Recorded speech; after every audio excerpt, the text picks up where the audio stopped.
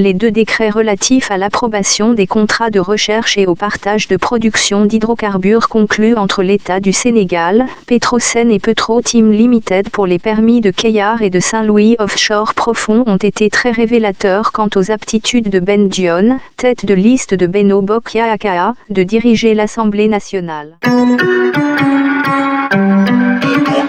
Lors de sa conférence de presse tenue au King Fahd Palace en décembre 2014, sur l'affaire ArcelorMittal et la gestion des permis de recherche pétrolière, Mohamed Ben Abdallah Dionne avait affirmé ceci concernant les accords avec Petro-Tim. Les deux contrats qui ont été signés ont fait l'objet de décrets qui ont été signés et non datés.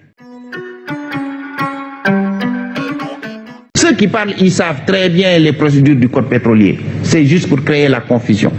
Et ça a été signé par le président de la République d'alors, M. Abdoulaye Wade, et M. Souleymane Ndéné Ndiaye, Premier ministre. Mais ils n'ont pas eu le temps de les numéroter. C'était ça le problème.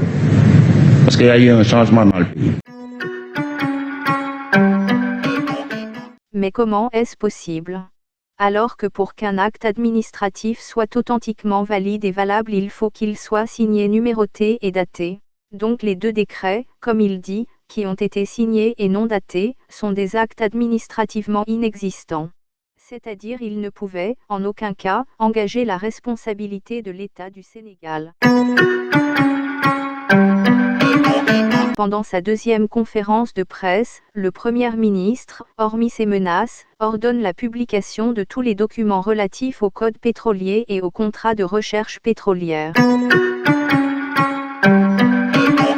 Nous mettons ainsi à disposition des Sénégalaises et des Sénégalais tous les documents relatifs au code pétrolier ainsi qu'au contrat. Parce que on pourra dire le journal officiel, c'est entre les mains des officiels ou entre quelques mains.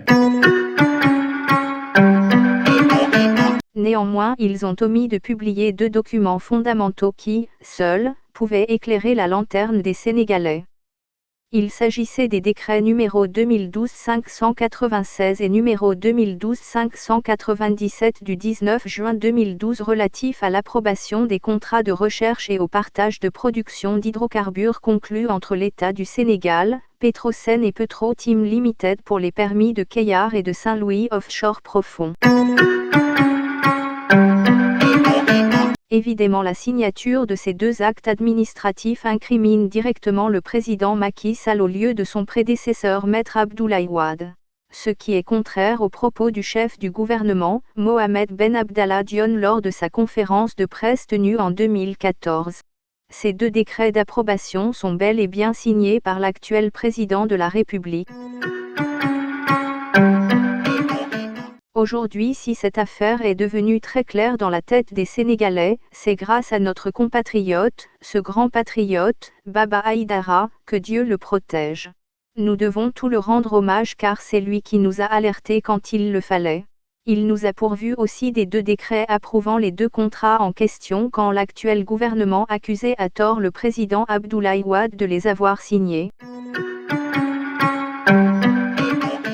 En définitive, nous ne sommes nullement ébranlés quand la tête de liste de la coalition formée autour des apéristes nous parle de patriotisme et d'éthique.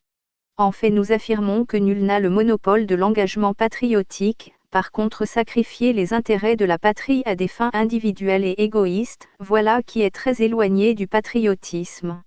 De même, nul n'a le monopole de l'éthique, mais des mensonges prononcés par de hautes personnalités, voilà qui est très éloigné de toute leçon de morale. En effet, aimer sa patrie est certes une chose aussi bien libre qu'aisée, mais engendrer le patriotisme là où on sert des intérêts de la France, voilà qui est une haute trahison.